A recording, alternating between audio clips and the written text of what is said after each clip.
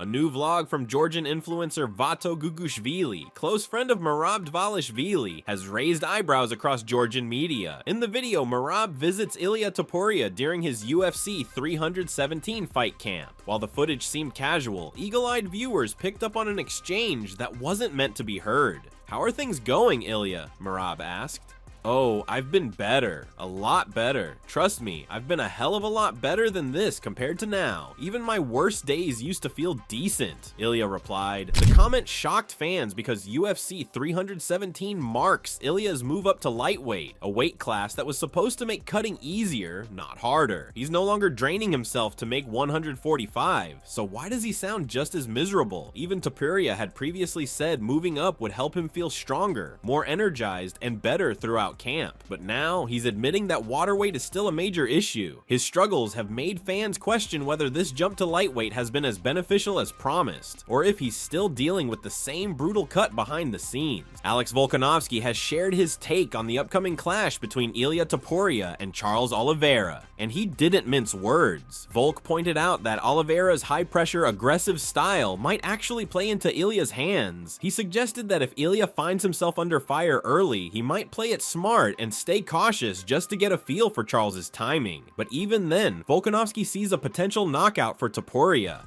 I've got Ilia, Volk said. "I think just stylistically and what we've seen, Charles he's very aggressive, very exciting. That's why we all love to watch him. But if he comes aggressive like that, there's going to be opportunities for Ilia. Ilia can bang." Volkanovski warned that Charles's straight line approach could be dangerous against someone with Topuria's timing and precision. "If you're going to come forward like that, yeah, you might land yourself. That's always going to be something as well. Charles could definitely catch him, but yeah, you can be hittable if you come aggressively like that, especially with someone like Ilia who's gonna back himself and try and put one on you as you're coming in, especially if you're a little bit out of position." He also critiqued Charles's forward pressure. "I wouldn't say his chin's up. He sort of has a sort of guard, but the way he comes forward in a straight line, I think Ilia can really sit on some shots if that's the case." Volk even raised the possibility of knees and body shots being a factor. "I know there's going to be knees coming up. Will he be worried about that? Will he want to be defensive first, Ilia? Because he knows how aggressive Charles is going to come forward." When asked for a final pick, Volk didn't hesitate. "You think he knocks him out? I think it's a knockout, yes." Volkanovski also spoke on his own division, saying that while a rematch with Yair Rodriguez is likely, Movsar Evloev is the guy who really deserves a shot. He praised Evloev's technical ability, despite his lack of flashy finishes. "From a pure skill and merit perspective, Movsar has earned it," Volk stated, saying the undefeated Russian has built real respect in the featherweight division, even if it's gone unnoticed by casual fans. Rumors have been swirling about a potential heavyweight clash between Tom Aspinall and Alex Pereira, but Tom is here to shut them down. After Chael Sonnen claimed that a UFC matchmaker said the fight was next, Tom set the record straight in a recent interview. "It's funny you should say that because I've seen the pictures when I'm staring at him," Tom said, joking about people reading too much into his face-offs. "If you watch me at any event, I'll stand and stare at the flyweights like that. Not because I'm trying to intimidate them. I really enjoy studying people's psychology before the fight." But when it comes to Pereira, Aspinall says his focus should stay at 205. He's got business to do at light heavy, you know what I mean? He's just lost his title in a tough fight. I think that Ankalaev remains a really tough matchup for him. Let's see if he gets through the next one.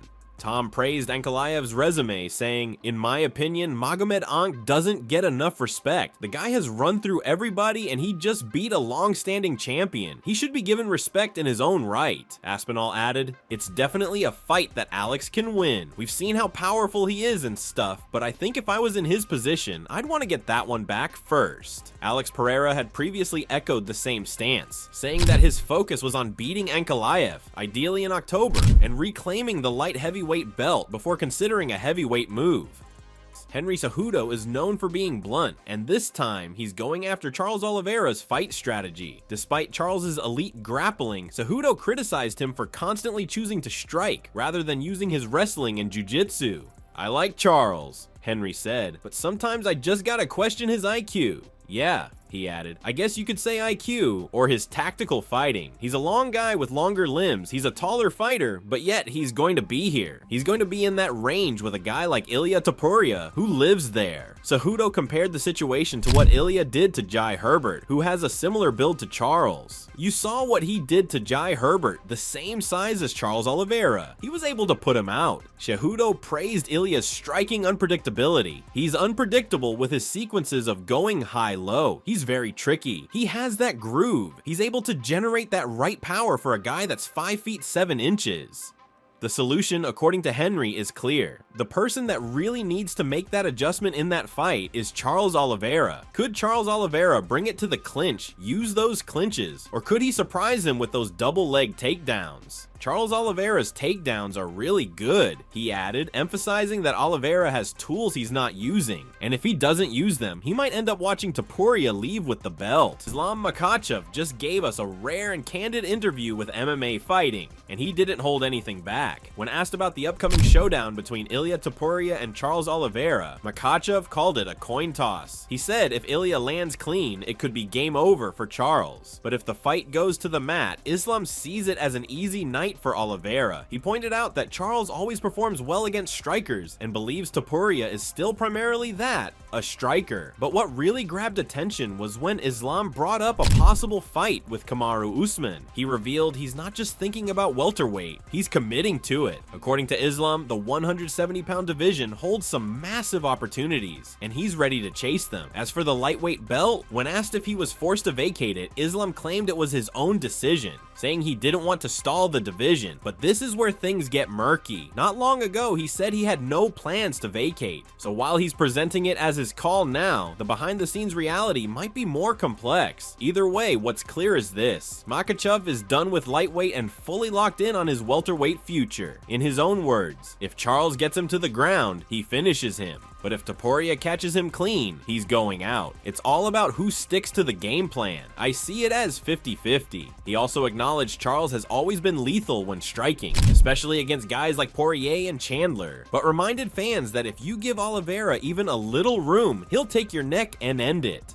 Dana White has just confirmed 2 explosive matchups set for UFC Shanghai. That is officially locked in for August 23rd at the Shanghai Indoor Stadium. And the main and co-main events are absolute bangers. Headlining the card, Brazil's Johnny Walker is set to face off against China's rising star Zhang Mingyang in a 5-round light heavyweight showdown. Walker, known for his wild and unpredictable style, has finished 19 of his 21 victories. On the other side, Zhang is riding a 12-fight win streak, all first-round finishes. Since earning his contract through Season 1 of Road to UFC, Zhang has collected performance bonuses in all 3 of his UFC appearances. This fight could play a major role in shaping the future landscape of the 205-pound division. In the co-main slot, former bantamweight king Aljamain Sterling continues his featherweight journey as he takes on top contender Brian Ortega. Expect fireworks as both men look to make a statement in one of the UFC's deepest divisions. That's all for today from House of MMA. If you enjoyed the breakdown, don't forget to smash that like button, drop your predictions in the comments. Do you agree with Volk? Is Charles setting himself up for disaster? And then, of course, subscribe for daily updates, fight news, and deep dives into the world of MMA. We've got more heat coming your way every day, so stay locked in, fight fans. We'll see you in the next one.